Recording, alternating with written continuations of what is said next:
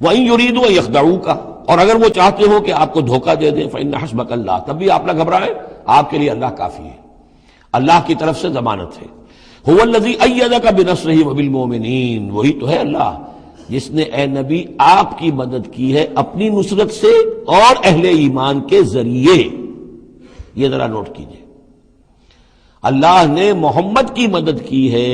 اہل ایمان کے ذریعے،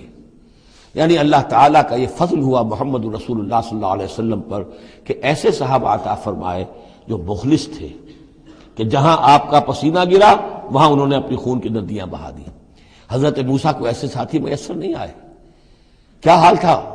جبکہ ان کو کہا گیا اللہ کی راہ میں جنگ کرو، اور انہوں نے کہا فَاذْهَبْ أَنْتَ وَرَبُّكَ فَقَاتِلَا إِنَّا هَاهُنَا قَاعِدُونَ، جاؤ تم جاؤ، ہم بیٹھے ہیں یہاں۔ رب انی لا املک الا نفسی واخی فافرق بیننا وبین القوم الفاسقین۔ یہاں یہ ہوا تھا جب دوسری مرتبہ مقام صفرا پر جب ہوئی ہے جو مشاورت، اور وہ بڑی یوں سمجھیے کہ کانٹے کی مشاورت تھی، وہاں بھی کچھ لوگ زور دے رہے تھے مسلسل کہ چلیے ہمیں چلنا چاہیے پہلے قافلے کی طرف، وہ تو آپ کو سیرت کی کتابوں میں پڑھنا ہوگا، لیکن یہ ہے کہ اس وقت حضور کا منشا یہ تھا، آپ بار بار کہ اچھا آپ اور لوگ مشورہ دیں، اور لوگ بھی مشورہ دیں۔ حضرت مقداد نے کھڑے ہو کر یہی بات کہی رضی اللہ تعالیٰ عنہ، اے نبی آپ ہمیں موسیٰ کے ساتھی نہ سمجھیے جنہوں نے کہہ دیا تھا فَاذْهَبْ أَنْتَ وَرَبُّكَ فَقَاتِلَا إِنَّا هَاهُنَا قَاعِدُونَ،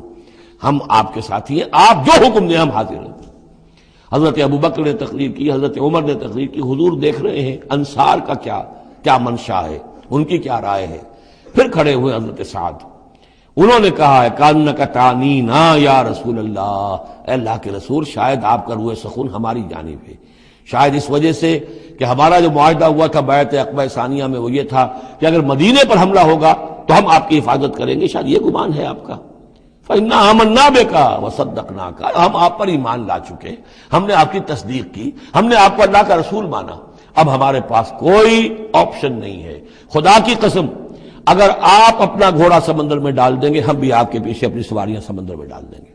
اور خدا کی قسم اگر آپ ہمیں کہیں گے ہم اپنی اونٹنیوں کو دبلا کر دیں گے برق الغماد تک جا پہنچیں گے، یعنی یمن کا شہر ہے برق الغماد، وہاں تک پہنچ جائیں گے چاہے ہماری اونٹنیاں لاغر ہو جائیں۔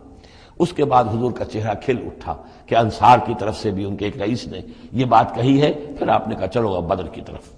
تو یہ اللہ تعالیٰ نے گویا کہ حضور کی مدد کی ہے اہل ایمان سے۔ هو الذی ایدک بنصرہ، ایک تو اللہ کی مدد آئی آسمان سے، فرشتے آئے، اور ایک وبالمؤمنین، اور اہل ایمان کے ذریعے سے آپ کی مدد کی ہے۔ من انصاری الی اللہ، کون ہے میرا مددگار اللہ کی راہ میں؟